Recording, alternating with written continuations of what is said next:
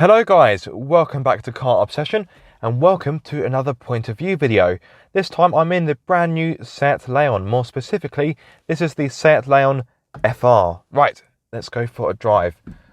Start stop, very nice indeed, very handy.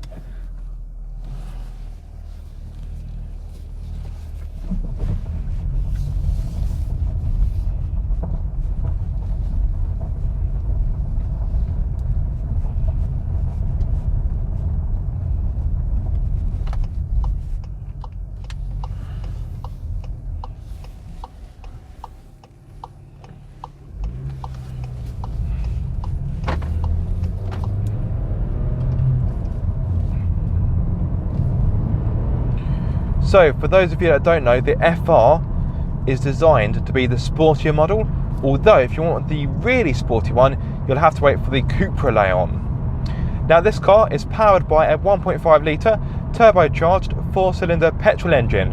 It offers 130 horsepower along with 200 newton meters of torque. If you prefer that in pound-feet, I will pop a caption below. Now, the performance is actually quite modest. That's because it will take 9.4 seconds to hit 62 miles per hour and the top speed is 130. The power is mated to the front wheels via a 6-speed manual gearbox.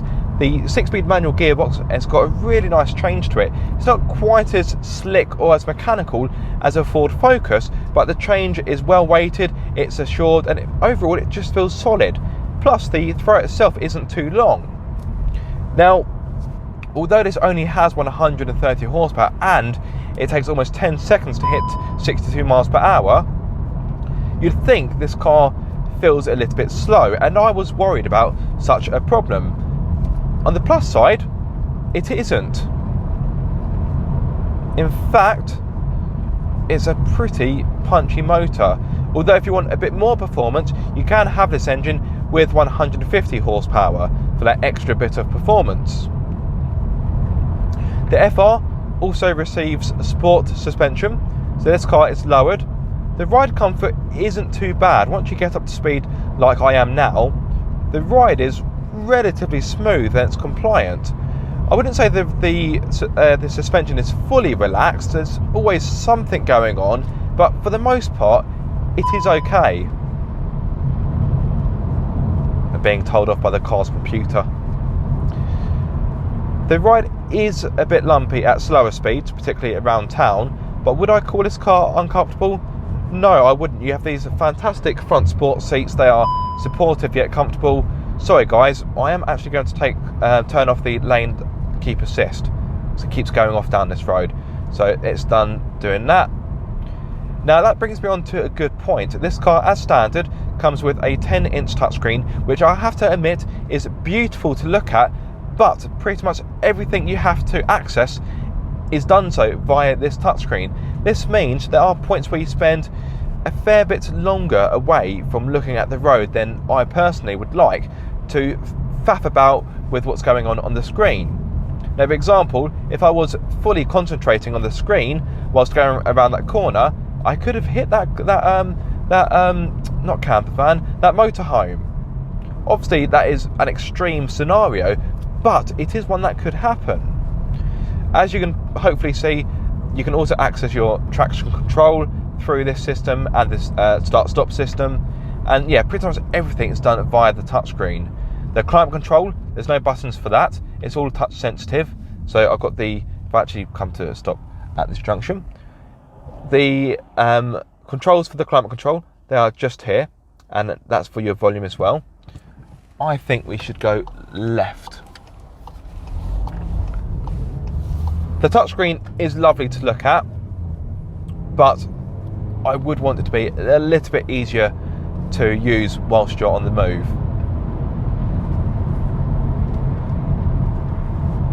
The FR has a choice of 4 driving modes. Again, they are accessed through the touchscreen quite predictably. So hit the car icon and then it's just here, drive profile. So you've got eco, normal, sport or individual. As you can see, I'm locked into sports because why wouldn't you be? This is a sportier model. So let's just go back to the, let's have that one. Got your menu there. So although on paper this car doesn't look to be fast, and in reality it isn't fast, I would say it is quite nippy. Some of you may have noticed I have a little thing that's come up on the bottom right hand side that says Eco, although you probably can't read it says Eco. That's because this engine has got the ability to shut off 2 of its cylinders when you're cruising to give you better fuel economy. Speaking of fuel economy, on a combined run, it states this engine is good for around 50 mpg, and in regard to CO2 emissions, it will emit 125 grams per kilometre. So pretty good. Oh, that's pretty good as well. That's gorgeous. That's not too bad either. Right, so I've got a few twisty bits, which is the ideal time to showcase the Leon's handling. Something it does very well. Yes, you do get firmer suspension, but that means through the corners, it corners nice and flat. There's very little in the way of body roll. There's a good amount of grip from these Bridgestone Taranta tyres. The brakes perform well, and the steering has got a decent amount of weight to it, particularly when you pop it into sport mode. I would say the steering is better in the Ford Focus, but this isn't too far behind. And speaking of the Ford Focus, I would also argue that the Focus is the more playful, enjoyable car to drive. This is very accomplished in the corners, but the Focus just feels a bit more fun. This feels a bit serious, a little bit grown up, and that may be great for some, but if you want something that's just a little bit more enjoyable, I suppose, then I would opt for the Focus. However, let's take nothing away from the Leon, because it tackles corners with aplomb. It really does.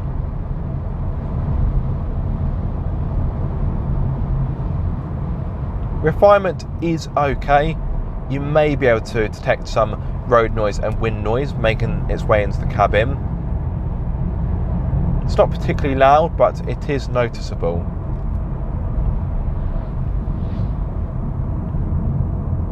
And it would be even worse if you went for the higher trim levels, which of course offer bigger alloys. This is on 17-inch alloys, which are kind of small in my opinion for this kind of trim level. I thought you'd probably have 18s, but if you go for the FR Sport, the trim level above this, you do get 18-inch alloys. Speaking of trim levels, there are 6 in total. You have SE, SE Dynamic, FR, which of course I have here, FR Sport, Excellence, and Excellence Lux.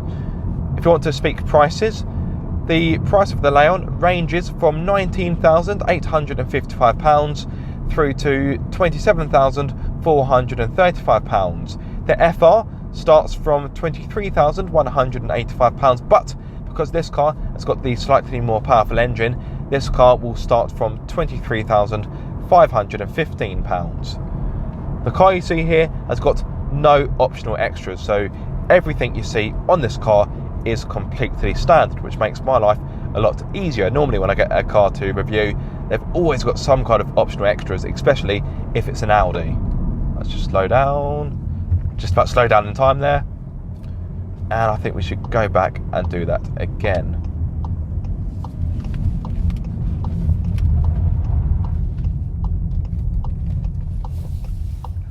Right, let's test the acceleration. Just wait for the that special national speed limit sign, and away we go. So yes, I think you'd have to be foolish to call this car fast. Oh, engine's quite boomy when you get to the red line, or approach the red line. Yes, this car is not a fast car, but if you want a medium-sized hatchback that looks good, that is practical, offers a very good amount of kit and tech, whilst offering enough performance to please you from day to day, then I would urge you to take a look at this car. It's very good at what it does. It's an excellent all-rounder, and as you will see from my main review, it is a practical and spacious car. So this car has got a wheelbase which is extended by 50mm compared to its predecessor. That means there's more space inside. As a driver, I feel like I've got plenty of space. I don't feel cramped or hemmed in. And thankfully, Seat has opted not to go for a dark roof lining. Don't get me wrong, I do like a dark roof lining. I also like this cornering. It feels so planted, so assured. I do like dark roof lining, but the downside of that is it can make a car feel quite dingy and dark inside. And all of a sudden, the car feels small, even though it may not be.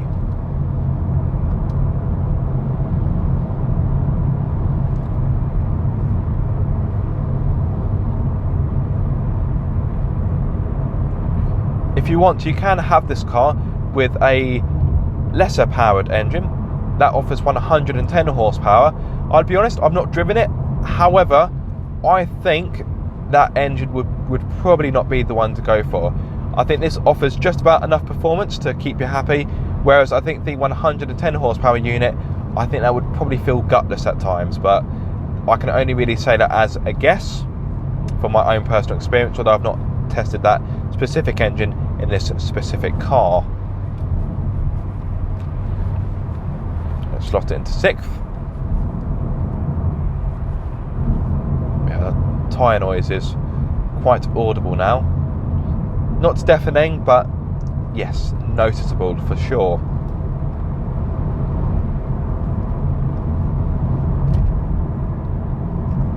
This is a lovely car to thread through the corners, it really is.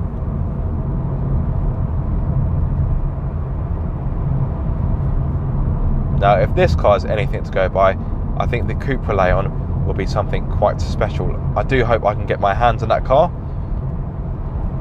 So keep your eyes peeled, guys. Make sure you're subscribed, you've got the bell notification turned on so you don't miss any of my videos. Also, if you haven't done so already, be sure to check out my merchandise. You can head to controlandshift.com and bag yourself a very nice t-shirt. Earlier I mentioned the fact that it can be fiddly to control the touchscreen whilst you're moving, and more specifically adjust the climate control whilst you're moving, but to balance things up I will show you a way around it, which I will demonstrate once I get past this rather tight corner. On the brakes, into 4th. So down here I have a button for the voice recognition. Now watch this. I'm cold. No problem. It will get warmer at the front right shortly. There we go. Or conversely, I'm hot. Sure, it will get cooler at the front right shortly. There we go. So there's a way around it.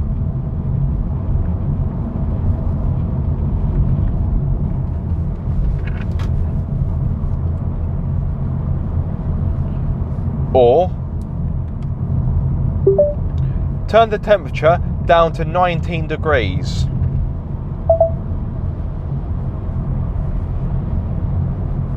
Sure. There we go. I don't know if you can adjust the fan speed setting. Let's give that a go. Turn up the fans.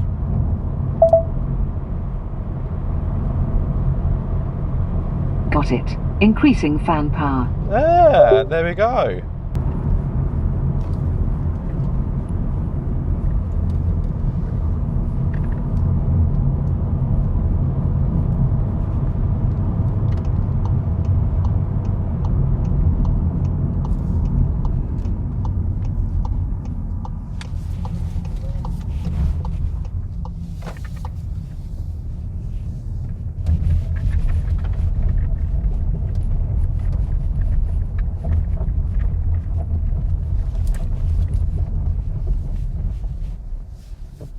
So there we go, guys, the brand new Seat Leon FR.